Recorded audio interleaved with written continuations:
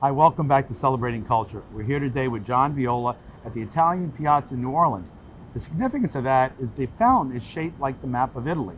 Actually, it even includes Sicily, and it's a great way to talk about the history of unification of Italy. John, welcome to the show. Good to be here. Now, you've had a phenomenal career promoting Italian culture. What are the highlights of that? I am I think the last professional Italian American. I've been in every organization around the country, from the Italian American Sports Hall of Fame in Chicago to the Italian American Cultural Institute in DC, and then 6 years as the president and COO of the National Italian American Foundation in Washington.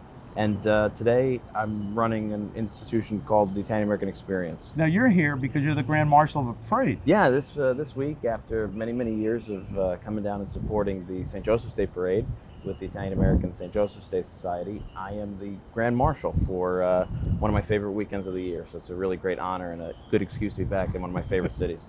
Well, and speaking of that, obviously we're going to talk about Garibaldi, who must be the great Grand Marshal of all of Italy, right? Basically, yeah, I think that's how they hold him. And Garibaldi is finally able to come back to Italy as Italy begins to ferment towards unification.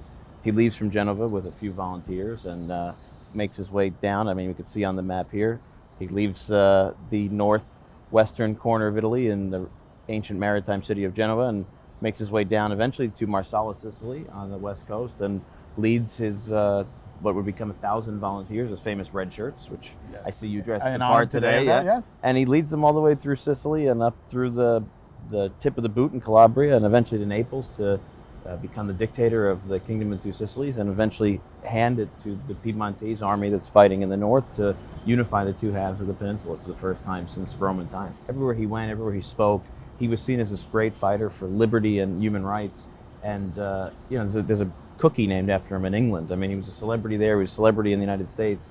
And I think Lincoln, seeing this unfortunate march towards war and secession, decides it would be a great coup both militarily and from a PR sense to have Garibaldi come and lead his troops. And so he actually sends him an offer letter. So the war in America had started around May of 1861. By September of 1861, and Lincoln really doesn't have the right general yet either.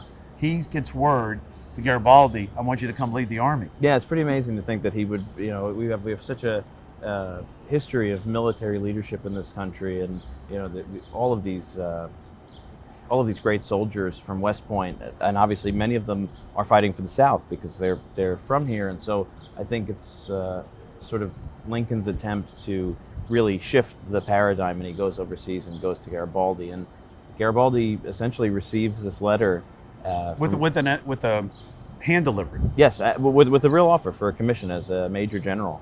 And because he's in such high demand, he really takes his time and sort of sends back a very loaded answer. He sends back an answer set with conditions, one of which is he needs the full command of the Union forces. Garibaldi always had his own way of fighting and never liked to answer to another leader. And if he's going to do that, he's going to be the leader of the full force, and it's going to be a war declared for the abolishment of slavery, which it hasn't been at that point. Now, Lincoln had been very clear in March when he took office that he was not going to abolish slavery, that the Constitution didn't allow him. Yeah. And he was actually, in the early stages, they were returning captured slaves to the Southerners who they captured them from. Yeah, I mean, people oftentimes boil down the Civil War into this very oversimplified idea of freedom versus slavery. And it really wasn't. And it was not abolition was a popular movement in the Union in the years prior to secession, but it was in no way a declared objective of the war in the early stages. And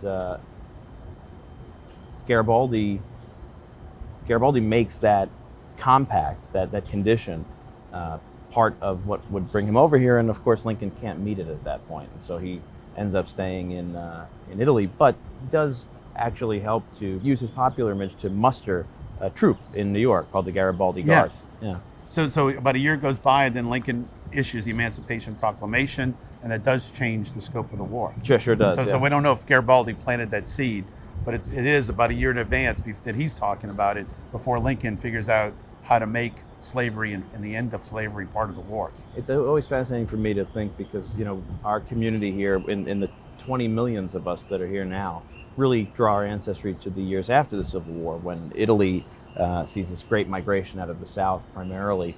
So I often feel like we don't necessarily have a sense of historical attachment to the Revolution and the founding and the Civil War. But in fact, if you really do dig down, at the core of so many of our values is Mazzini's idea of all men being created equal, Garibaldi's insistence that this is a fight for freedom and equality. They are Italian, the best of Italian ideas. They are. So at the same time, a gentleman named Wheat Yeah. is fighting under Garibaldi. Yeah, one of my favorite characters in this whole Italian-American He's history. from New Orleans. Yeah, a New Orleanian, freedom fighter, kind of maverick, goes over and fights with Garibaldi in Italy and becomes very friendly with Garibaldi. And as the war starts to develop here and there's this growing sense that the U.S. is going to be fighting a civil war, he's called back and makes a deal with Garibaldi, basically, and says, look, I need to muster troops. Can you send me some volunteers? Wheat comes back and puts together this troop. It's the 10th Louisiana Infantry and then eventually the 6th Louisiana Regiment, which becomes, at first, it's actually declared the Garibaldi Guard. So in New York, you've got the 39th New York mustering as the Garibaldi Guard, and here you have the 10th Louisiana. And these Bourbon troops are aware of Garibaldi as an enemy. So they actually declared, no, we don't want to be the Garibaldi Guard. So they called them the Italian Guard, and eventually they expand into other European nationals living in New Orleans who are allowed, because they're foreign nationals, to defend the city but not necessarily engage.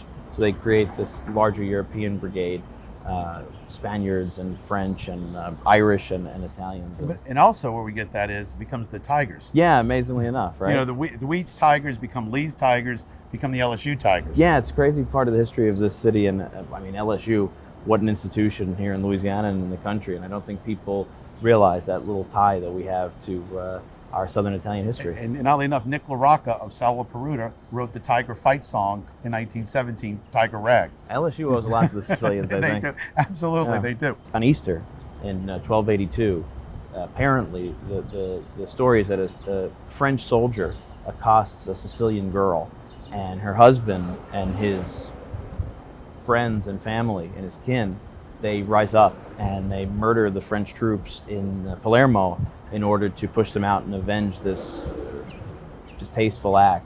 And it actually is, now it's called the Sicilian Vespers, and it leads to the expulsion of the French from the island and the separation for the first time of what used to be the Kingdom of Sicily and southern Italy and Sicily into two Sicilies. So understand that there was a chant during that period. And what was that chant? So some people claim that the chant of the Sicilians is Morte alla Francia Italianella, death to France, Italy cries. And some people believe that acronym, MAFIA. yeah, Mafia. could be. It could be. We got a lot of different etymologies to it, but if we're going to find something redeeming in the institution, maybe it's the idea of freedom for Sicily. So John, if someone wants to catch your podcast, where do they go? So if you want to hear our podcast, it's the Italian American Podcast and the Italian American Power Hour. You can get us on iTunes. You can find us on social media, or you can visit ItalianAmericanExperience.com. Great. John, I want to thank you for Thanks, being Sean. on the show. Oh, it's a fun and have time. a great ride tonight. Thank you very much. Hope it's Welcome good. back to New Orleans. Thank you. Stay tuned. We'll be right back with more of Celebrating Culture.